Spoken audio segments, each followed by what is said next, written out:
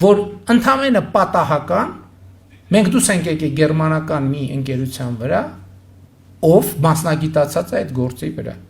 Ընդ որում կներեք, գիտեմ հոգնել եք, ես ուզում եմ պատմությունը պատմեմ ոնց է եղել։ Մենք Մյունխենում էինք եւ գաղափար առաջացավ երեկոյան գնալ համերգի։ Կնոջս հետ էի եւ Աննան առաջարկեց գնանք մի համերգի, նայեցինք ինչ որտեղ մի հատ համերգ կա։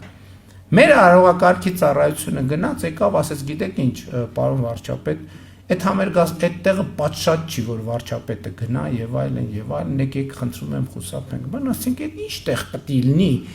որ ամոթ ըլնի գնալ վարչապետի համար պատշաճ չի։ Գնացինք, պարզվեց նախորդ դարի բանի աղյուսի գործարանը,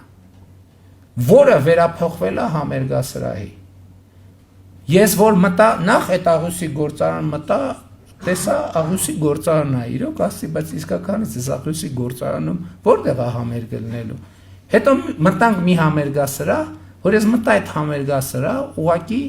ապշել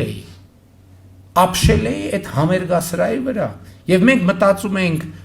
տանջվում էինք ակադեմիական քաղաքի վրա, տանջվում էինք, ուղղակի տառապում էինք, եւ ես ասացի, ով է այս ճարտարապետական ինչ ընկեր, ով է արել սա։ Եվ մեր դեսպանատոնը կազմակերպեց հանդիպում այդ ընկերության ներկայացուցիչների հետ, եւ ես իրանց մեր խնդիրը բացատրեցի եւ իրանք այդ խնդիրը լուծում են։